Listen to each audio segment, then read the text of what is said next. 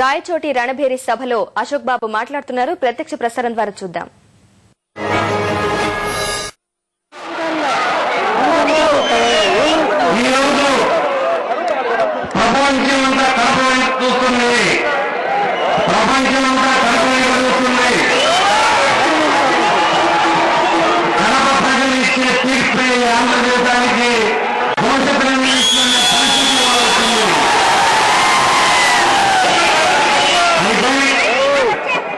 అయితే మనం కొంత ఆలోచించాల్సిన సమయం వచ్చింది.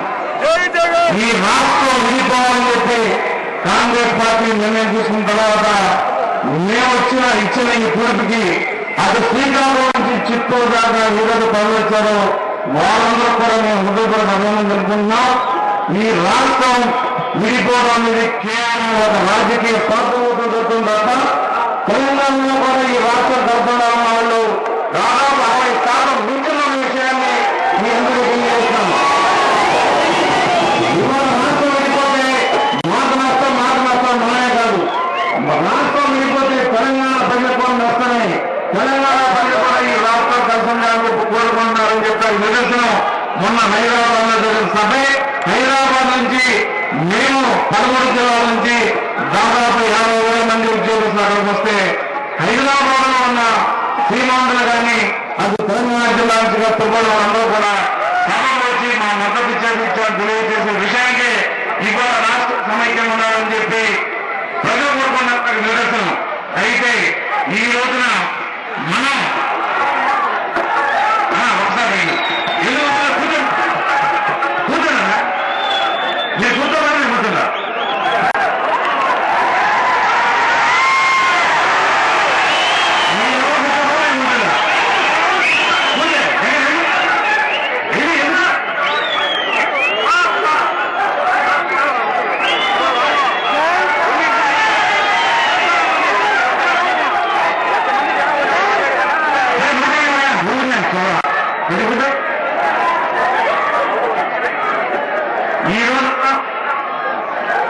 చాలా మంది రాజకీయ నాయకులు చెప్తున్నారు ఈ రాష్ట్రం విడిపోదు దానికి మేము ఉన్నామని చెప్పి. అయితే మేము ఉద్యమం ప్రారంభించిన పరిస్థితులకి ఈ రోజు పరిస్థితికి చాలా తేడా ఉంది. మేము ఉద్యమం ప్రారంభించిన రోజున ఏ రాజకీయ నాయకుడు కూడా ఏదైతే ఆ పార్టీ నిర్ణయం తీసుకుందో దాని కానీ ఈ రోజున ఈ ఆంధ్రప్రదేశ్ ముఖ్యమంత్రితో సహా పిసిసి ప్రెసిడెంట్తో సహా ఈ రాష్ట్ర విభజన మాకు ఇష్టం లేదని చెప్పి 60 మంది ఎమ్మెల్యేలతో సిడబ్ల్యూసీ చైర్మన్ రాజ్యసభ ఇచ్చారు. కారణం ఏంటంటే ప్రజలందరూ కూడా ప్రజలకు చదవడమే. అన్ని పార్టీలు Congress, Telugu Desam, YSRP, CPI, CPM అన్ని పార్టీలు వాళ్ళ ఆంధ్రప్రదేశ్ అన్ని పార్టీలు కూడా రాష్ట్ర విభజన తప్పని నిర్ణయానికి వచ్చింది. అయితే ఇది ఒకసారి తీసుకున్న నిర్ణయాన్ని వెనకెళ్తాం అనేది వాళ్ళ సిద్ధాంతానికి ఇబ్బంది కలుగుతామని ఒక ముసుగులో వాళ్ళు ఉన్నారు తప్ప వాళ్ళ గుండెలో మట్టికి రాష్ట్రం కలిసిందన్న కోరిక వాళ్ళు చాలాసార్లు మరి పార్టీలో కానీ విలీనం చెప్పడం జరిగింది. మేము ఎంపీని రిజైన్ చేయమని అడిగాం. ఎప్పుడైతే 10వ తారీఖున ఆ రోజు పార్లమెంట్ నడుస్తుంది. పార్లమెంట్ లో సీమాంధ్ర నుంచి వచ్చిన 23 మంది ఎంపీలు కనుక రిజైన్ చేసి బయటకు వచ్చినట్లయితే ఈ యూపీఏ ప్రభుత్వం ఢిల్లీ వదిలిపెట్టి హైదరాబాద్ వచ్చి నా ఇల్లారా మీకు ఏం కావాలి చెప్పండి మీరు చేయగలని అడిగింది. అటువంటి అవకాశం మీరు పోగొట్టారు కాబట్టి మీరు రిజైన్ చేయాలని అడుగుతున్నాం. అయితే మీరేం చెప్తున్నారు? మీరు లోపల ఉన్నాము, మీరు రాష్ట్ర విభజన కాకుండా అడ్డుకుంటా ఉన్నారు. ఎలా అడ్డుకుంటారో చెప్పాలి మాకు. మీరు ఏం చేసి అడ్డుకుంటారో చెప్పాలి. మీరు పదవులు రిజైన్ చేయకుండా లోపల పార్లమెంట్ లో ఉండి ఒకవేళ రేపొద్దున బిల్లు వస్తే అడ్డుకుంటారా? క్యాబినెట్ నోటు రాసినప్పుడు ఆ నోటు సంతకం పెట్టడం అడ్డుకుంటారా? మాకు చెప్పాలి. అంటే మీరు అశోక్ బాబు చెప్పవలసిన లేదు, కానీ మీ నియోజకవర్గాలు ఉన్న ప్రజలు నమ్మినగా చెప్పాలని మేము కోరుకుంటున్నాం. అది నమ్మినప్పుడే మీరు ఇక్కడ రావాలని కోరుకుంటున్నాం. కానీ ఈ రోజు పరిస్థితి వేరు. చాలా మంది సగం మంది ఎంపీలు రిజైన్ చేయడానికి సిద్ధంగా ఉన్నారు. మొన్న దిగ్విజయ్ గారు ఏం చెప్పారంటే మీరు రిజైన్ చేసుకోండి మా పార్టీ బయలుదేరి చెప్పారు. కానీ నిన్న నిజంగా 9 మంది ఎంపీలు వెళ్ళి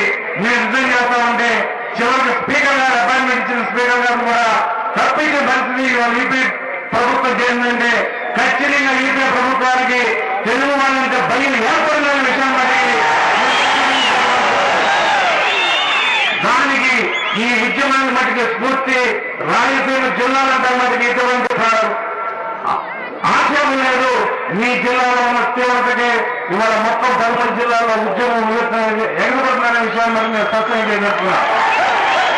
అయితే మనం రాష్ట్రం ఎందుకు కలిసి ఉండాలన్నది ఖచ్చితంగా చెప్పాలి. 1957లో భాష ప్రయుక్త రాష్ట్రాలుగా పెట్టాలనుకున్నప్పుడు ఆంధ్రతో కలుస్తామని హైదరాబాద్ రాష్ట్రం అడిగింది. హైదరాబాద్ రాష్ట్ర అసెంబ్లీలో తీర్మానం పెట్టారు. మీరు మేము కలిసి ఉన్నాం, ఒక భాష మాట్లాడే ప్రజలని చెప్పి వాళ్ళు అడిగారు కాబట్టి మనం కలిసాం. ఒక తల్లికి పుట్టిన 2 బిడ్డలు మాట్లాడుకోలేకపోవచ్చు, కానీ ఒక భాష మాట్లాడే వాళ్ళు ప్రపంచం ఎక్కడున్నా కూడా కలిసి ఉంటారని నిలుగుతూనే ఈ ఆంధ్రప్రదేశ్ అవతరణ. మీరు అమెరికా 100 మందిలో ఒక తెలుగు మాట మాట్లాడితే అన్నా నా తెలుగు అని చెప్పి వాడేసుకుంటూ, కానీ అన్నదమ్ములు వాడేసుకున్న పరిస్థితుల్లో పోవచ్చు, కానీ ఒక భాష మాట్లాడుతున్నటువంటి ఖచ్చితంగా నేను అనుకున్న పరిస్థితులను బట్టి ఇవాళ హైదరాబాద్ ఆంధ్ర కలిసి ఆంధ్రప్రదేశ్ ఏర్పడ్డాయి.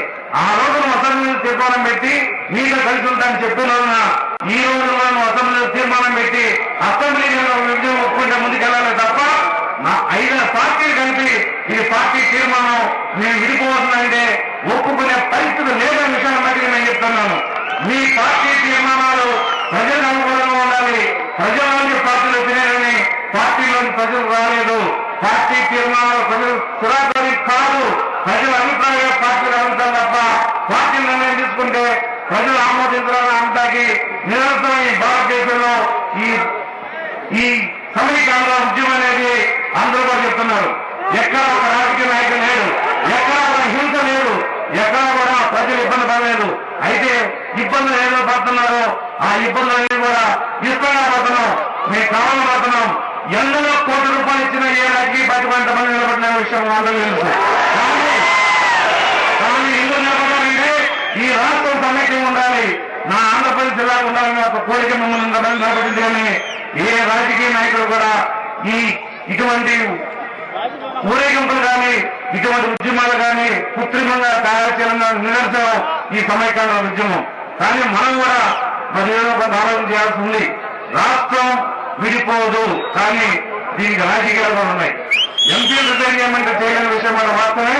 ఈ రోజున మేము ఎంపీలు ఏమడుతున్నామంటే మీరు కనీసం పార్లమెంట్ వెళ్ళినప్పుడు రిజైన్ చేయలేనప్పుడు కేబినెట్ నోటు ఉన్నప్పుడన్నా మీరు మంత్రులతో సహా ఎంపీలంటే చాలా మంది ఏమనుకుంటున్నారంటే కేంద్ర మంత్రులతో సంబంధం ఏమనుకుంటున్నారు. ఎంపీలంటే కేంద్ర మంత్రులు సహా మొత్తం ఈ సీమాంధ్రంలో కూడా రిజైన్ చేసినప్పుడే యూపీఏ ప్రభుత్వం కిందకి వస్తుంది. కేబినెట్ నోట్ తయారు చేసే విషయంలో మీరు ఈ నోట్ ని విభజించి బయటికి రాకపోతే మీ నియోజకవర్గాల్లో ప్రజల మధ్య క్షమించిన విషయాన్ని నేను చాలా స్పష్టంగా చెప్తున్నాం.